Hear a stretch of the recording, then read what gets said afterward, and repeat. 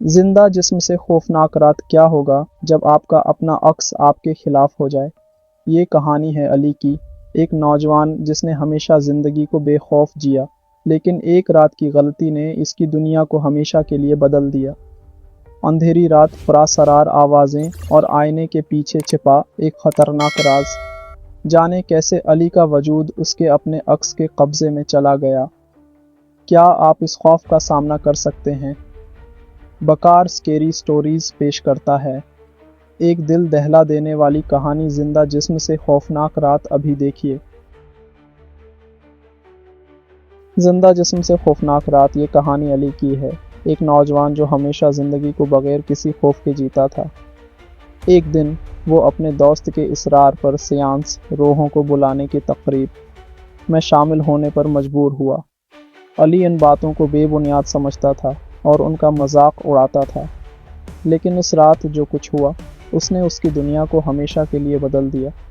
Science ایک پراسرار کمرے میں منعقد ہوئی، جہاں مدھم روشنی اور مٹی کی پرانی خوشبو نے ماحول کو عجیب بنا دیا تھا۔ وہاں موجود لوگ روحانیت کے ماہر سمجھے جاتے تھے۔ علی جیسے ہی اس میں شامل ہوا، کمرے میں گہرا سکوت طاری ہو گیا۔ اسی لمحے علی نے پہلی بار اپنی زندگی میں کسی غیر مرئی وجود کی موجودگی کو محسوس کیا۔ روحانی عمل کے دوران علی کے وجود پر ایک عجیب کیفیت طاری ہو گئی۔ اچانک ایک گہری اور سرد آواز گونجی، تم نے جس بدروح کا مذاق اڑایا ہے اب وہ تمہارے ساتھ ہوگی۔ اس کے ساتھ ہی ایک سرد ہوا کا جھونکا آیا اور علی کو ایسا لگا جیسے اس کے جسم میں کوئی نادیدہ طاقت داخل ہو گئی ہو۔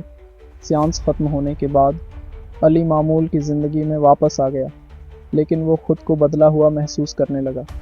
جلد ہی اس نے آئینے میں اپنے عکس میں عجیب تبدیلیاں دیکھیں۔ علی کا عکس اپنی مرضی سے حرکت کرنے لگا، وہ ہمیشہ اس کے پیچھے رہتا جیسے کوئی سایہ۔ ایک رات اس عکس نے علی کے سامنے آ کر پراسرار مسکراہٹ دی، جس نے علی کو جھنجھوڑ کر رکھ دیا۔ وقت کے ساتھ علی کے لیے حقیقت اور خواب کے درمیان فرق ختم ہو گیا۔ وہ محسوس کرتا تھا کہ اس کا جسم اب اس کے کنٹرول میں نہیں رہا، اس کا عکس اس کی زندگی پر قبضہ جما رہا تھا۔ ایک رات علی کے کمرے میں عجیب و غریب واقعہ پیش آیا۔ کھڑکیاں زور سے بند ہو گئیں اور خوفناک آوازوں نے کمرے کو بھر دیا۔ جب علی نے دروازہ کھولا، اس کا عکس اس کے سامنے موجود تھا، لیکن اس کی آنکھوں میں اب نفرت جھلک رہی تھی۔ عکس نے کہا، اب تم ہمیشہ میرے ساتھ رہو گے، تمہارا جسم میرا ہے اور تم کہیں نہیں جا سکتے۔